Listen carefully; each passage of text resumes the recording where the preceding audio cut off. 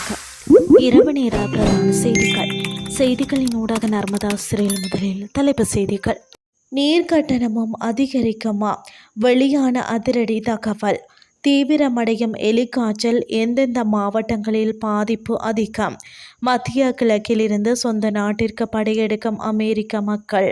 இனி விரிவான செய்திகள். நீர்க்கட்டணத்தை அதிகரிக்கும் எண்ணம் தற்போது இல்லை என்று நீர் வழங்கல் அமைச்சர் சுசில் ரணசிங்க தெரிவித்துள்ளார். அடுத்த நீர்க்கட்டண திருத்தம் ஜூன் மாதத்தில் மேற்கொள்ள திட்டமிடப்பட்டுள்ளதாகவும் அமைச்சர் தெரிவித்துள்ளார். இலங்கையில் கடந்த ஒரு வருடத்தில் சுமார் 13,000 எலிக்காய்ச்சல் நோயாளர்கள் அடையாளம் காணப்பட்டுள்ளதுடன் அதனால் உயிரிழந்தவர்களின் எண்ணிக்கை 300-ஐ நெருங்கியுள்ளதாக சுகாதார மேம்பாட்டு பணியகம் தெரிவித்துள்ளது. இது குறித்து தொற்றுநோய் தடுப்பு பிரிவின் விசேட நிபுணர் மருத்துவர் துசானி தாபரேரா மற்றும் சுகாதார அதிகாரிகள் முக்கிய தகவல்களை வழங்கியுள்ளனர். அதன்படி 2026ஆம் ஆண்டின் இதுவரையான காலப்பகுதியில் மாத்திரம் சுமார் 18,000 நோயாளர்கள் பதிவாகியுள்ளனர். கடந்த 2025ஆம் ஆண்டில் இந்த நோயினால் சுமார் 200 பேர் உயிரிழந்துள்ளதாகவும் தகவல் தெரிவிக்கின்றன.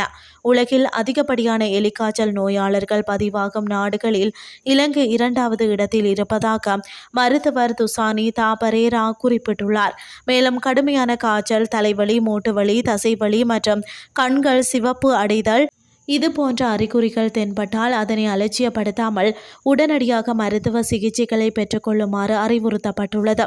மேலும் பாதிக்கப்பட்ட விலங்குகளின் சிறுநீர் கலந்த நீர் அல்லது மண் மனித உடலில் உள்ள காயங்கள், வெட்டுகள் அல்லது மெல்லிய சவ்வுகள் ஊடாக உடலுக்குள் செல்வதன் மூலம் இந்த பாக்டீரியா தொற்று ஏற்படுகின்றது.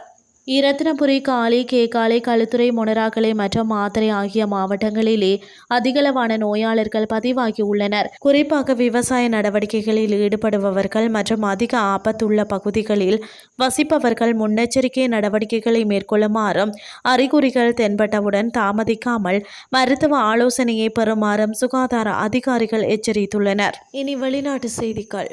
ஈரான் மீதான அமெரிக்க இஸ்ரேலிய கூட்டு தாக்குதல்கள் தொடங்கியதிலிருந்து மத்திய கிழக்கில் இருந்து 40,000க்கும் மேற்பட்ட அமெரிக்கர்கள் தமது நாட்டுக்கு திரும்பியுள்ளதாக வெளியுறவுத்துறை செவ்வாய்க்கிழமை அறிவித்தது.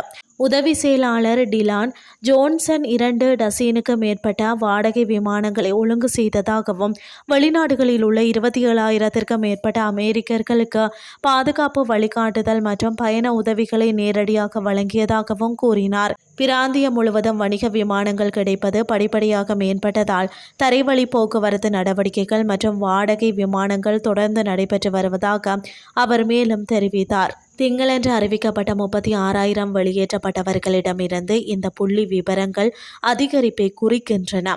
மத்திய கிழக்கில் இருந்து வெளியேற விரும்பும் எந்தவொரு அமெரிக்க குடிமகனுக்கும் அவ்வாறு செய்ய வெளியுறவுத்துறை தொடர்ந்து தீவிரமாக உதவும் என்று அவர் கூறினார்.